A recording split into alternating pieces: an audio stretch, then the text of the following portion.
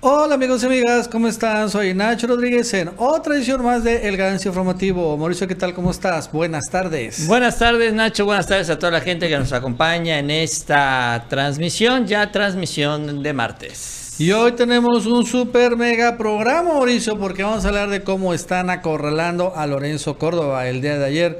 Destaparon pues como la tranza con una aseguradora de un multimillonario seguro médico. Tenemos que actualizar lo que ha pasado con el caso de Ariadna, esta jovencita asesinada, aparecida en Morelos. Y bueno, la verdad es que hoy Claudia Sheinbaum dio más datos de cómo supuestamente le hackearon el celular al fiscal de Morelos, pero antes mandó un enlace no por a la fiscal de la Ciudad de México. Cosas muy extrañas. Por cierto, el día de hoy el secretario de la Defensa Nacional despedazó a una reportera de Quintana Roo después de que ella había señalado el día de ayer que el ejército estaba tenía armamento ruso. Perdón, Deer Park está rompiendo récords, ¿no? Pemex incluso hoy reporta una muy importante utilidad. Vamos a hablar sobre este tema. Por cierto, que el presidente viajaría a París, Francia, según esto, un reporte de un diario internacional, para poder llegar a un acuerdo internacional para que se reconozca de regreso a Nicolás Maduro. Ojo con el dato.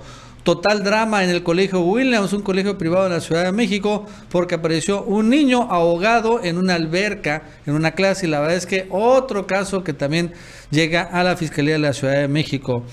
Se van a prohibir supuestamente los nacimientos navideños, o bueno, eso es lo que están señalando, cosas también religiosas a nivel público, en fin, en un proyecto de la Corte que se estaría el día de hoy hablando. Y bueno, Mauricio, también vamos a hablar sobre las elecciones de Estados Unidos que el día de hoy se van a registrar. Esto y más el día de hoy en el Ganancia Informativo. Así es, muchísima información en este espacio. Les invitamos a que nos acompañen durante los próximos minutos en esta Chapucero Network. También, si no se han suscrito, les invitamos a que lo hagan en este espacio, en este canal, y también les agradecemos mucho las manitas para arriba, los likes que nos ayudan muchísimo en estas redes sociales.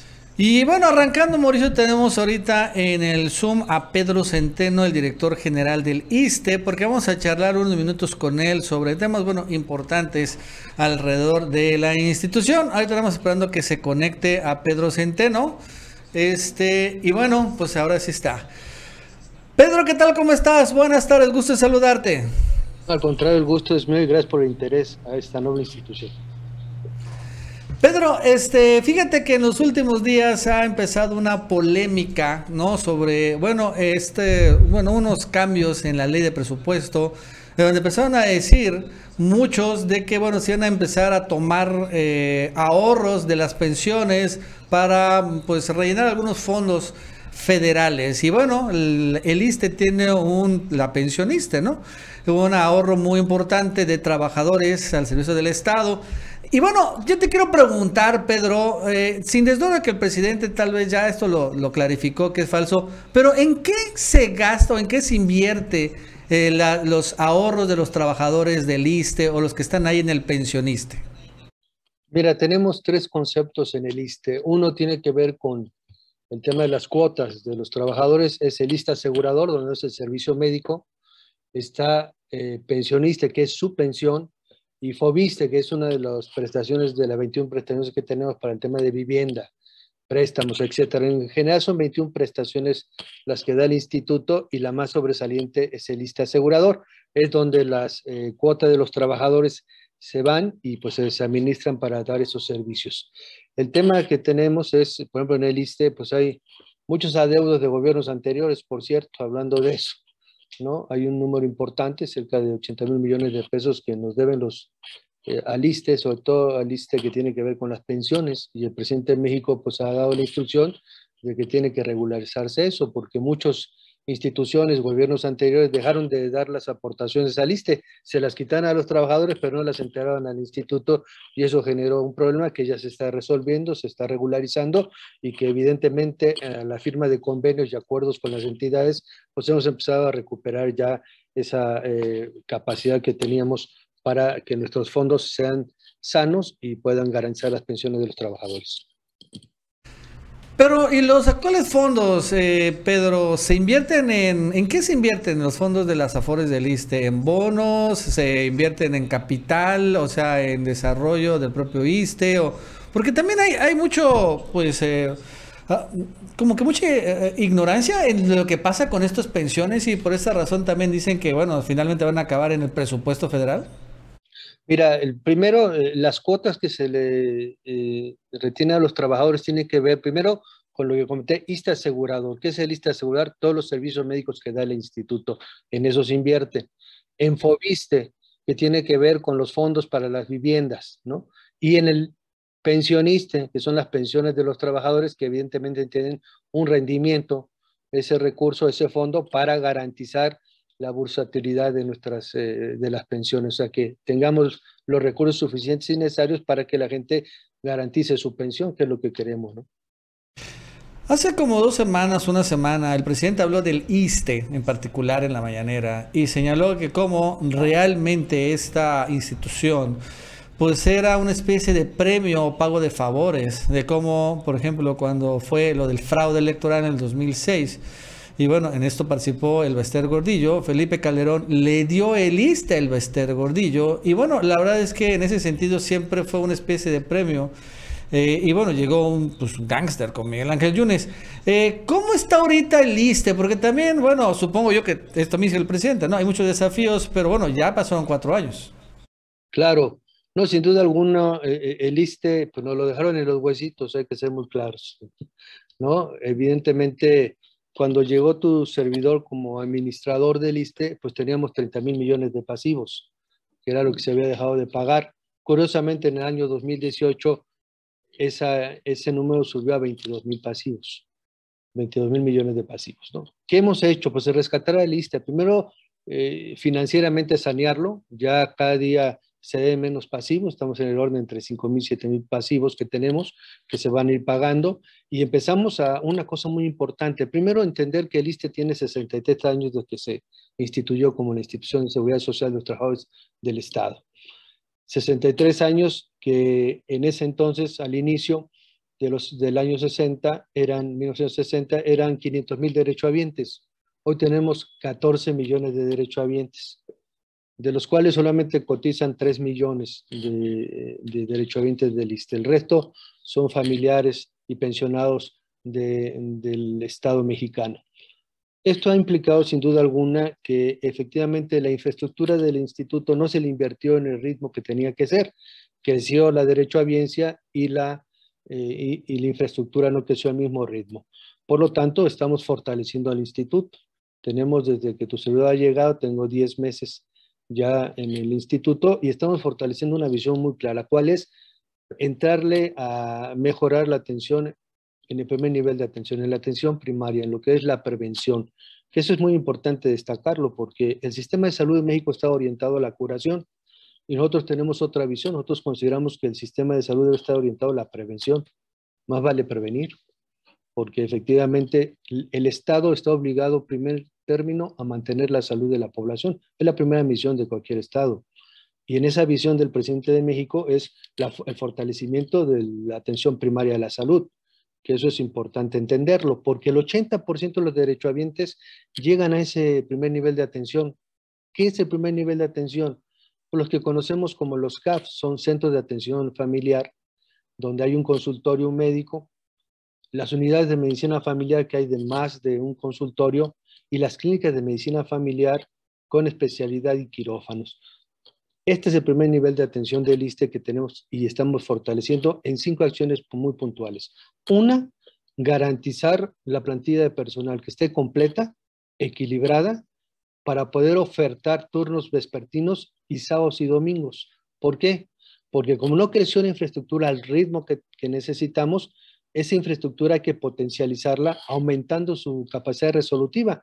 Si con la misma infraestructura yo incremento un turno más, estoy duplicando las acciones. ¿Qué es una acción? Pues tener una plantilla por la tarde para que sean atendidos los derechohabientes del ISSSTE. Y por necesidades de servicio, sábados y domingos.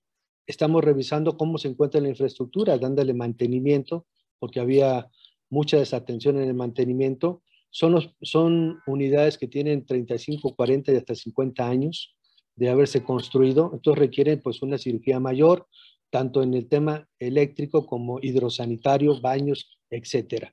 Y potencializamos dos servicios muy importantes, que es laboratorio de análisis clínicos, que tenemos que fortalecer el primer nivel de atención porque estamos trasladando a los pacientes crónicos degenerativos del ISSSTE a las capitales de los estados a hacerse estudios.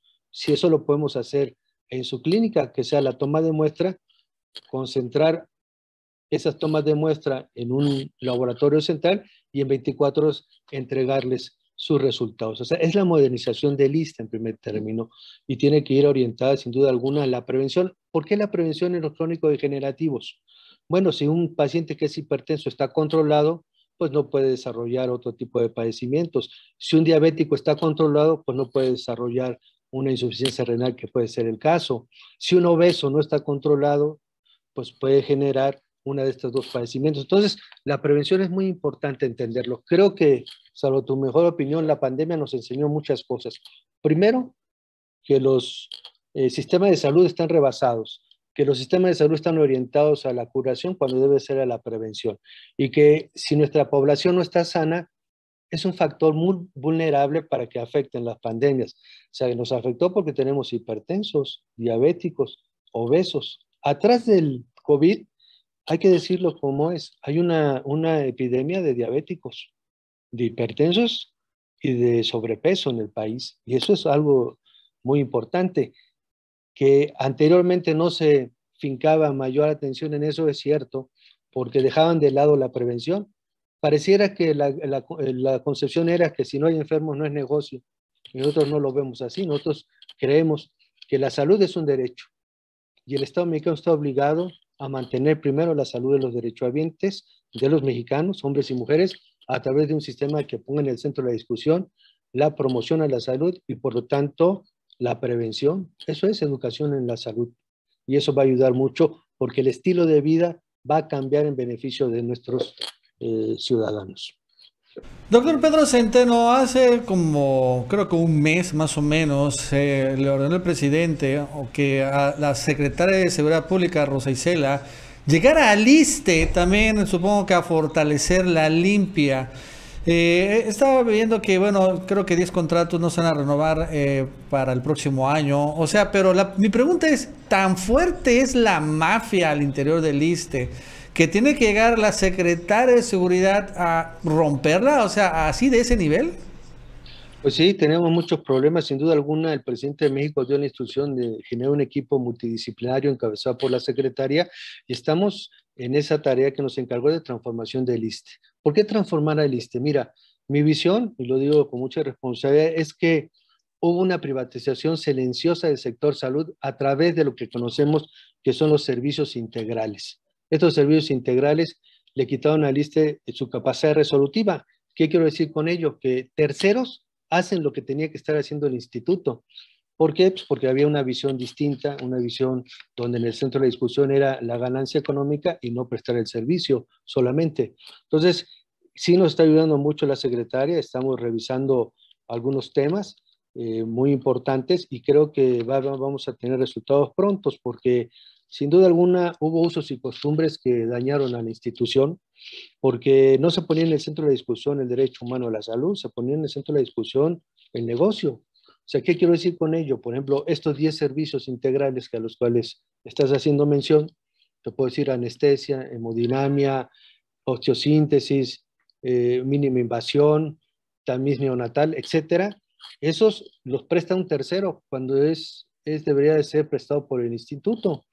Entonces, lo desmantelaron y ahora, con pretexto de que pues todo no funcionaba bien, pues vamos a dárselo a terceros. Era la visión neoliberal. Ellos iban encaminados a la privatización de la salud, como se demuestra con las acciones que tomaron, e igual debo decirlo que hubo dos descentralizaciones que fueron un fracaso, la famosa descentralización educativa y la de salud.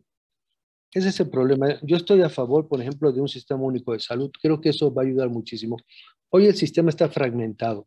Está el ISSSTE, está el seguro, está la Marina, el Ejército, los estados y hasta municipios dan la atención y creo que la pandemia nos enseñó que tenemos que tener un sistema de salud robusto que esté bajo la tutela del Estado mexicano, porque las políticas públicas en salud son un tema de seguridad nacional. Entonces, no puede estar totalmente fragmentado, porque además las decisiones pues son fragmentadas también, o sea, porque si homologamos los procedimientos, mejoramos la atención. Si homologamos las compras, mejoramos la calidad. Si hay una homologación, la infraestructura sería la misma. Podemos homologar salarios en el sector y podemos garantizar el derecho humano a la salud. Creo que un primer paso es la integración del sector en el primer nivel de atención, lo que decía al inicio, que todas las instituciones fortalezcamos el primer nivel de atención, porque ahí está la prevención y ahí llega el 80% de los mexicanos a su atención primaria. Pedro, como última pregunta, fíjate que también en estos días se ha destapado un escándalo, que vamos a hablar más a rato, de que Lorenzo Córdoba contrató, servicios médicos por 300 millones de pesos, un seguro médico. Él debería ir al ISSSTE, ¿no? Por lo que tengo entendido. ¿Tú tienes un registro de cuántos trabajadores de los órganos autónomos, incluido el INE, van al ISSSTE o todos tienen seguros médicos privados? Pues como son trabajadores del gobierno federal, pues deben ir al ISSSTE, ¿no? Porque son con el presupuesto de la federación, se pagan sus salarios y entiendo que son prestadores, ¿no? Servidores públicos, ¿no? Ese es un dato muy interesante. Fíjate que ahora que muchos funcionarios y diputados, senadores y de estos órganos independientes o entes autónomas, por decirlo de alguna manera, ya nos adquirían los seguros de gastos mayores médicos, voltearon a ver al ISSSTE y se dieron cuenta cómo lo dejaron, ¿no? Entonces, sin duda alguna debe estar en el ISSSTE y tenemos que fortalecer a la institución porque es la institución que va a garantizar ese derecho a la salud de la burocracia mexicana. Yo creo que el rescate que está haciendo el presidente de México del instituto es muy importante. Nada más por decir un dato, vamos a construir en estos 2 años 4 hospitales regionales, 2 clínicas y vamos a fortalecer el equipamiento de nuestras unidades médicas y el mantenimiento de ellas para garantizar el derecho. Yo creo que esa es la orientación que nos ha dado el presidente de México y en eso estamos empeñados y por supuesto erradicar la corrupción, que fue una pandemia en el ISSSTE terrible, ¿no? O sea, abusaron del instituto, por decirlo de alguna manera, y también reconocer que necesitamos una nueva cultura laboral, fincada en el amor al prójimo, entender que no estamos tratando ni con expedientes ni con folios, sino con seres humanos que requieren de una atención adecuada, amable, porque llegas con un padecimiento, con un dolor, y lo primero que quieres ver es alguien que te va a atender, no alguien que te ponga mala cara. Yo creo que eso es muy importante. Y el último tema es el tema de la asistencia y permanencia de los médicos, de las enfermeras, del personal operativo. Ahí hemos insistido mucho con nuestros trabajadores de que necesitan estar porque los fines de semana tenemos problemas. Llegabas el fin de semana y había mucho ausentismo. Eso se está evitando y evidentemente a algunos no les gustará, pero la instrucción del presidente es que tenemos que tener el personal completo los fines de semana y entre semana. No, pues muchas gracias por esta entrevista. La verdad es que van a estar muy pendientes sobre ese tema y pues ojalá seguimos en comunicación. Muchas gracias. No, a ustedes por el interés y me retiro a tus órdenes. Un saludo a ti y al auditorio. Gracias.